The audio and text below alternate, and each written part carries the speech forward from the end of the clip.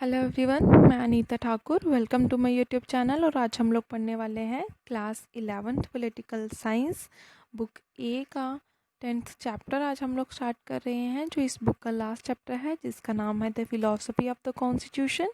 इसमें हम लोग पढ़ेंगे कि कॉन्स्टिट्यूशन की फ़िलॉसफी जो है वो किस तरह से है, और कॉन्स्टिट्यूशन जो है वो मतलब किन पिलर्स पर डिपेंडेंट है। ठीक है, तो सबसे पहले हमें यह पता होना चाहिए कि फ़िलॉसफी ऑफ द कॉन्स्टिट्यूशन का मतलब क्या है। तो जब हम लोग फ़िलॉसफी की बात करते हैं तो हमारे माइंड में अलग अलग तरह की कंसेप्शंस बन जाती हैं। तो स्पेशली हम लोग 3 कंसेप्शंस की बात करेंगे, 3 थिंग्स की बात करेंगे जो हमारे माइंड में आती है सबसे पहले।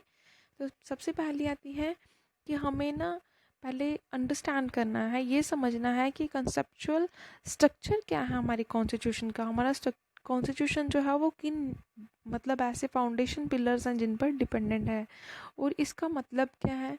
इसका मतलब ये है, एक क्वेश्चन, सिंपल सा क्वेश्चन आस्क होता है, यहाँ पर पूछा जाता है, जैसे कि पॉसिबल मीनिंग क्या है कौन कौन सी टर्म्स का जो कॉन्स्टिट्यूशन में इंसर्टेड हैं। लाइक राइट्स हो गए, ये क्या होते हैं, सिटीजनशिप क्या होती है, माइनॉरिटी क्या होती है, डेमोक्रेसी क्या होती है, क्योंकि यही टर्म्स जो हैं अगेन एंड अगेन हम लोगों को कॉन्स्टिट्यूशन में स्टडी करने को मिलती हैं।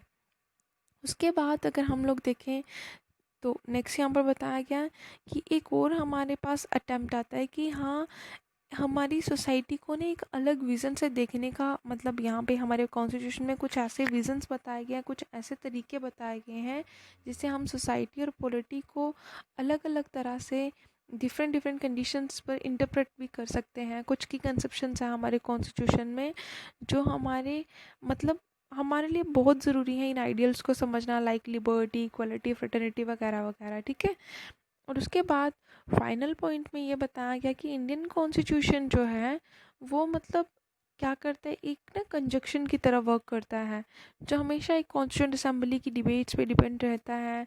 जो मतलब ऑर्डर वो किसके लिए, कॉन्स्टिट्यूंट असेंबली जो है वो डिबेट्स किस लिए करती है, ताकि वो कुछ रिफाइन कर सके, कुछ थियोरेटिकली प्लेन्स को रेज कर सके, मतलब कुछ ऐसे पॉइंट ऑफ व्यूज़ को सामने लाया जा सके जिससे हमारे नेशन की जो पॉपुलेशन है वो बेटरली सर्वाइव कर सके, और जस्टिफिकेशन हो उन वैल्यूज़ की जो हमारे कॉन्स्टिट्यूशन में इंसर्टेड हैं।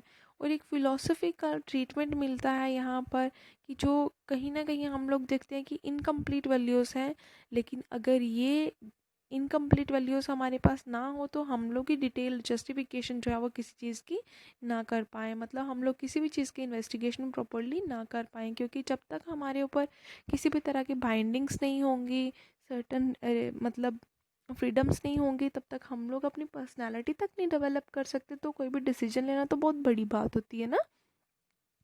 अब यहाँ पर बताया गया हमारे कॉन्स्टिट्यूशन के जो मेकर्स थे, जिन्होंने कॉन्स्टिट्यूशन को फ्रेम किया, तो उन्होंने बहुत अच्छे वेज चूज़ किए कि हम लोग को इंडियन सोसाइटी को किस तरह से डायरेक्ट करना है, किस तरह से उनका पथ प्रदर्शन करना है, किस तरह हमारी पॉलिटी को रन करना है, किस तरह से कुछ वैल्यू सेट करनी है जिस तरह से सोसाइटी और पॉलिटी दोनों साथ साथ चल सकें, और किस तरह से डिफरेंट सेट ऑफ रीजंस जो थे उन्होंने इंसर्ट करे, जिसकी वजह से हम लोग ये बोल सकते हैं कि आज दिन तक हमारा कॉन्स्टिट्यूशन जो है वो फुल फ्लेज तरीके से कभी भी एक्सप्लेन ही नहीं हो पाया।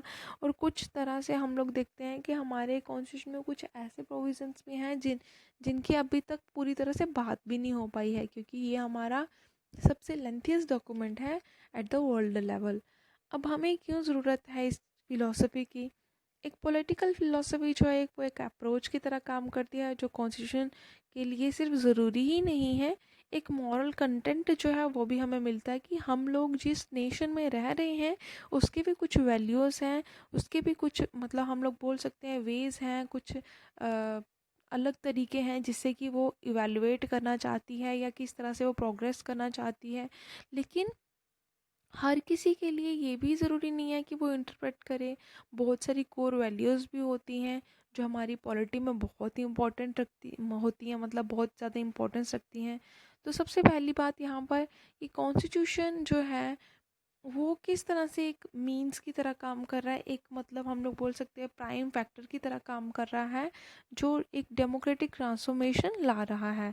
तो सबसे पहले अगर हम लोग बात करें, फर्स्ट पॉइंट में डिस्कस किया गया है, ये एक पीसफुल डेमोक्रेटिक मीन्स है जिससे हम लोगों ने सोसाइटी को टोटली ट्रांसफॉर्म कर रखा है। और जो कि पहले अब तक हम लोगों ने देखा जो कॉलोनाइज्ड पीपल थे और कॉन्स्टिट्यूशंस के आ जाने की वजह से क्या हुआ, उनका एक रियल एग्जिस्टेंस जो है वो पॉलिटिकल सेल्फ डिटर्मिनेशन पर डिपेंडेंट है। दैट मीन्स कि वो उनके पास राइट्स हैं, वो अपने राइट्स को एंजॉय कर रहे हैं, वो अपने वो मतलब वोट कास्ट कर सकते हैं, अपने रिप्रेजेंटेटिव को चूज़ कर सकते हैं, वॉट एवर। इस तरह की बहुत सारी प्रॉब्लम्स जो थी, जो मतलब क्लोनियलाइज्ड कॉलोनियलिज्म के टाइम पर उनको नहीं मिल रही थे राइट्स वगैरह, वो उनको अब मिल रहे हैं। उसके बाद इंडियन कॉन्स्टिट्यूशन जो है उसको डिज़ाइन किया गया है ताकि जितनी भी ट्रेडिशनल सोशल हायरार्कीज़ ने एक बेड़ियाँ डाल रखी थी, शेकल्स डाल रखे थे, उनको यहाँ से हटाया जाए और लोगों को एक न्यू इरा की तरफ मूव किया जाए। मतलब जो न्यू इरा कौन सा है, फ्रीडम, इक्वालिटी और जस्टिस की तरफ मूव किया जाए। लोग फ्री रहेंगे तभी तो हर किसी को इक्वालिटी प्रोवाइड होगी, इक्वालिटी होगी दैट मीन्स हर किसी को जस्ट कंडीशंस मिल रही हैं पर्टिकुलर सोसाइटी में। उसके बाद लास्ट पॉइंट में बताया गया है कि कॉन्स्टिट्यूशंस सिर्फ लोगों को लिमिट ही नहीं करते हैं, लोगों की पावर को लिमिट ही नहीं करते हैं, रूलर की पावर को लिमिट नहीं करते हैं, लेकिन उनको कुछ जगह पर पावर्स प्रोवाइड भी करते हैं। जैसे कुछ डिप्राइव्ड क्लासेस होती हैं, एससी होगी, एसटी होगी, ओबीसीज होगी, माइनॉरिटीज़ होगी, तो उन लोगों को कुछ पावर्स जो हैं वो प्रोवाइड भी करी जाती हैं। कॉन्स्टिट्यूशन जो है सिर्फ वुलनरेबल पीपल को ही पार नहीं देता है, इवन उसका मेन मोटिव क्या है कि कलेक्टिव गुड को अचीव किया जाए। अब नेक्स्ट पार्ट में ये बताया गया है कि what is the political philosophy of our constitution. हमारे कॉन्स्टिट्यूशन की पॉलिटिकल फिलॉसफी क्या है उसके बारे में हमें पता करना है। तो सबसे बड़ी बात यहाँ पर आती है कि जब हम लोग फ़िलॉसफ़ी की बात करते हैं तो ये हमारे लिए बहुत टफ हो जाता है कि हम इसे किस तरह से डिस्क्राइब करें, क्योंकि हमारे पास पर्टिकुलर कोई भी वर्ड ही नहीं है जिससे हम लोग इसे क्या कर पाएँ, डिस्क्राइब कर पाएँ।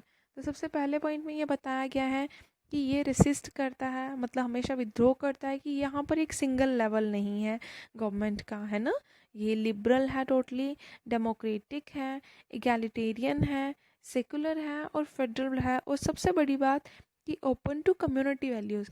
मतलब कम्युनिटी वैल्यूज़ के अकॉर्डिंगली ही हमारा कॉन्स्टिट्यूशन जो है वो वर्क करता है, और हर एक रिलीजन की नीड्स के अकॉर्डिंगली ये बिहेव करता है। लिंग्विस्टिक माइनॉरिटीज़ के साथ में ही ये चलता है, ठीक है। उसके बाद जितने भी एडवर्टाइज्ड ग्रुप्स हैं, या फिर सिंपल सी बात अगर हम लोग बात करें तो कॉमन नेशनल आइडेंटिटी की बात करते हैं, जिससे कि एक प्रॉस्पर नेशन की फॉर्मेशन हो सके। उसके बाद नेक्स्ट बताया गया है, इन शॉर्ट अगर हम लोग बात करें तो यहाँ पर फ्रीडम, इक्वालिटी, सोशल जस्टिस और बहुत सारी ऐसी फॉर्म्स का यूज़ किया जाता है ताकि नेशन को यूनाइट करके रखा जा सके, नेशन को डेवलप करा जा सके। जो डिफरेंट डिफरेंट कम्युनिटी के लोग यहाँ पर रहते हैं, डिफरेंट रिलीजन के लोग हैं, डिफरेंट लैंग्वेजेस बोलने वाले लोग रहते हैं यहाँ पर, तो उनके सेंटिमेंट्स की मतलब उनकी सेंटिमेंट्स के अकॉर्डिंगली यहाँ पर प्रोविजंस बनाए गए हैं।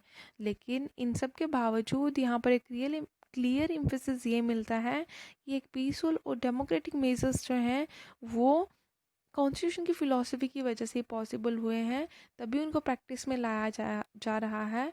अदरवाइज़ आगे अगर इस तरह के कम्युनिटी सेंटिमेंट बेस्ड हमारा कॉन्स्टिट्यूशन ना होता, हर किसी की डिमांड्स के अकॉर्डिंगली, हर किसी की एस्पिरेशन के अकॉर्डिंगली बिहेव ना करता, तो शायद हमारे कॉन्स्टिट्यूशन को वर्ल्ड का लेंथीस्ट डॉक्यूमेंट या फिर सबसे डिटेल्ड डॉक्यूमेंट भी ना कहा जाता। I think it's enough for today. Thanks for listening and stay blessed always.